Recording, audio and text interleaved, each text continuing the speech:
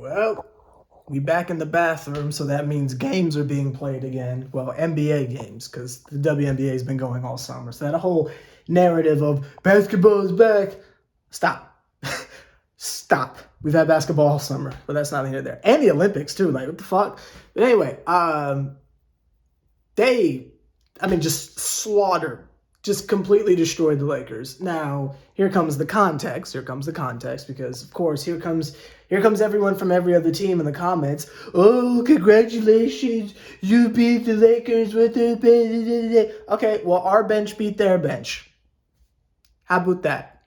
Our bench beat their bench. And in this, like, arms race competition, in this fucking Cold War of Brooklyn and Los Angeles and shit, where shit really gets technical, where shit really gets impressive, is your depth. And niggas keep talking about the depth of the Lakers like we supposed to be scared of this shit. Who the fuck were them niggas out there? Because we was going 17 deep, beating they fucking ass. Cam Thomas is still fucking unguardable. Niggas just forgot we got him. Full context. My bad. Full context. Kyrie didn't play, not because of anything involving a vaccine. He just didn't play. Kevin Durant didn't play. James Harden didn't play. Bruce Brown. But Bruce played. Patty Mills didn't play. Blake Griffin didn't play. I think that's everyone who sat out. Load management, I'm not quite sure. I have no idea what's going on. We're just going to assume it's load management. This is going to be a longish video because there's so many things to discuss, but we'll do a separate breakdown tomorrow. So I guess I'll just cover the game for now. Let's do that. I'll talk about the other shit tomorrow, assuming nothing wild happens with Kyrie. But let's just talk about the game right now. So the Stars didn't play for some reason. We're going to assume it's load management, which, Jesus, we're doing that already, but I'll save that for tomorrow. The depth. Let's focus on the goddamn depth. Your starting lineup was, I forgot this name, Javon Carter, Bruce Brown, who's that nigga? DeAndre Bembry, I think is his name, Paul Millsap, LaMarcus Aldridge. Now, when the game starts, and then the other starting lineup was a bunch of no-name ass niggas I've never heard of for the Lakers. Anthony Davis and Dwight Howard, I think. I think he started. I can't remember. I think. My bad for being so sloppy. This was a long-ass fucking game. It was a proper 3 hours long. So I'm just trying to remember everything that happened. So the game starts. They're leaving LaMarcus Aldridge open. I don't know why you would leave him open in the mid. Like, I can see if you left him open for 3, but they left him open in the mid-range, and you know what happens. He does that mid-range shoot and just starts shooting over niggas, and it was just lights out. LaMarcus Aldridge was just fucking lights out from mid-range. It doesn't matter who's in front of him. He's just going to shoot over him. He's like Anthony Davis with muscle, and he doesn't get hurt every 5 days, ignoring the fact that he just retired, but that's not here nor there. And I don't understand why LA can, like, shoot over like LaMarcus Aldridge can shoot over niggas all day in real life, but I can't do that shit on 2K. Like, if like Celtics Isaiah Thomas is in front of me, I'm not hitting the shot because it's contested. LaMarcus does that shit all the fuck. Neither here nor there. So LaMarcus Aldridge is fucking him up. Paul Millsap had a double-double. Niggas ain't talking about that. 10 rebounds, 10 points. Fucking double-double. Beautiful shit. On the defensive end, LaMarcus Aldridge was playing very well against some very physical offense. Held his own perfectly fine. Again, like I said in the offseason, we just needed him to come back. Either replace him or bring him back, and we chose to bring him back. Like Travis Porter, bring it back. That might be way before some of y'all's time, but that's not here there. Anyway, so they played well. Then they kind of went on the bench, and we never saw them again. And then them dudes just came in. Them, not even the dudes, the kids came in. So we're talking Cam Thomas, who started out slow, but then just started fucking spraying from everywhere, which is what he tends to do. There was no game winner to hit, so, didn't get to see that because we blew them niggas out by 30, but that's not here nor there. Then Daron Sharp came in, playing very aggressive defense, getting to his spots and stuff. David Duke Jr. was out there. Kessler Edwards was out there. That dude Sekou was out there, who is a lot taller than I thought. I thought he was like a point guard. Holy shit, that dude's tall. So he was out there. Some other dudes who, I gotta be honest, I think I just lost track of how many people we signed. But so many of those weird 3 to 4 type players started shuffling on in. And I mean, the defense was ridiculous. Bruce Brown played really well too. Bruce Brown shooting threes. Y'all, there's so much to talk about. I apologize for how long this video is gonna be. Bruce Brown is shooting fucking threes.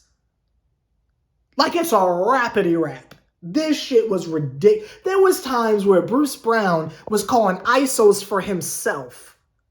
This nigga out here scoring, doing whatever the fuck he wants. Clamping niggas up, getting the fast break dunks. I mean, it was just beautiful. Claxton played well. He's not getting in foul trouble anymore, so that's fucking great. He's going to stay on the court. At least I thought he played well. Maybe some people don't think he played well. Maybe he racked up a couple fouls and I wasn't paying attention. I don't know, but I thought he played well. Trying to think, is there anyone specifically worth mentioning before we talk about total team effort? I don't want to make this video too long because it's the first game in preseason and I don't want to overreact. So I'll let y'all down below talk about who individually had good games. Sever the Bomb player of the game to me,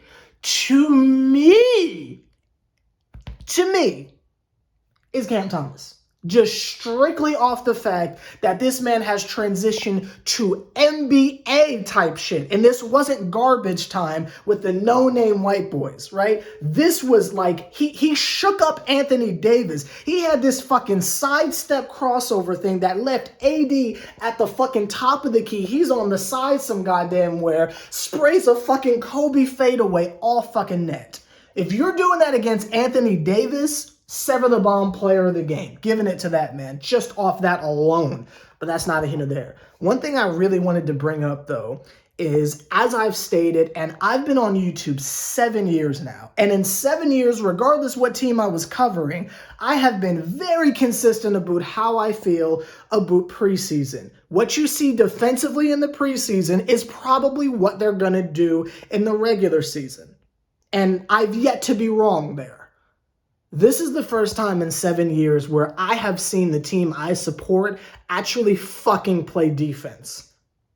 There was a point up until about 4 minutes left in the fourth quarter where we held the Lakers, regardless who was out there, we held them motherfuckers, professional athletes-ish, to 2 points. 2 points. And I think it was from the foul line too. The defense was suffocating. The defense was ridiculous. And coming off of a season where I'd venture to say none of them niggas play D. It was Operation a dub is a dub type shit. Suffocating defense. It's at the point where I hope, can we just keep all 17 of them? Do we have to let somebody, can we just keep them all somehow? Maybe the NBA is not going to know. Do we have to cut this down to, do we have to cut that down to 50? Can we keep them all? Because they all play defense. Every last one of them plays defense. Locking niggas up everywhere. So much so, we got to debut 2 new things for this season. One for Cam Thomas. Oh, I miss Karis LeVert, but we got to just kind of sample his shit and give this over to Cam Thomas. Cam Thomas was cooking niggas. Cooking them. Have to go over there for that. The second thing we got to introduce this season is the fucking clamps. The fucking clamps were on full display. Those are 2 things we got to debut this season. A little battle cry for the homie Cam Thomas, cooking them niggas, and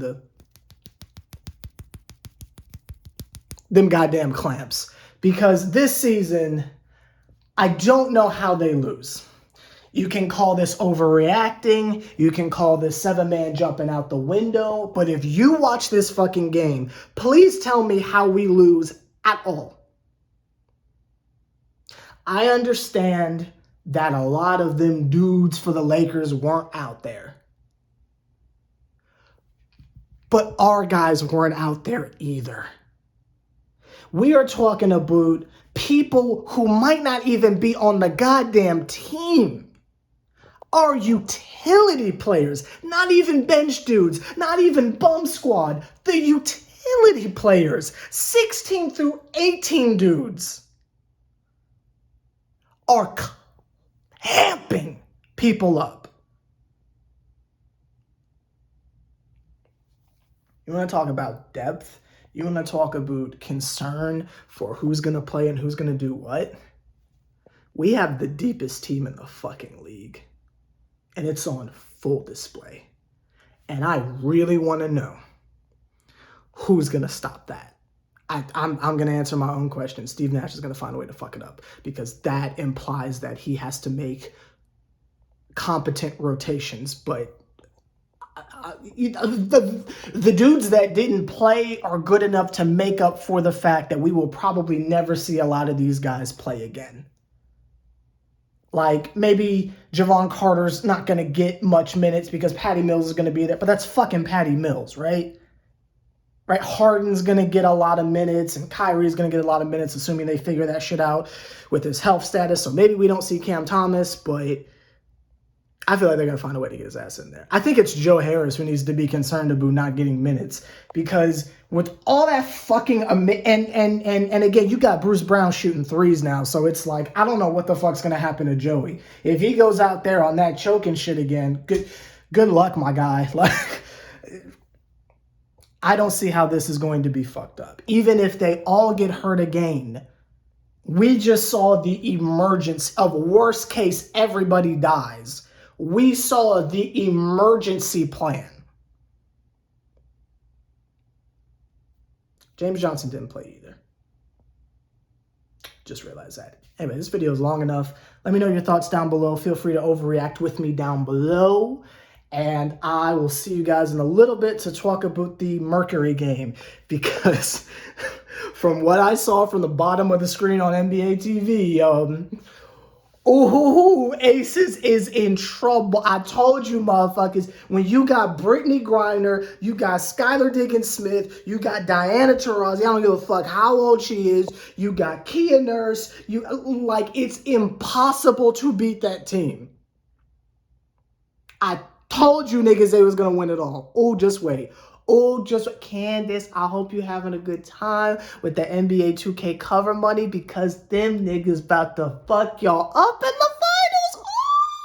Oh! I can't wait to go watch that game. I'll see you motherfuckers later. All right.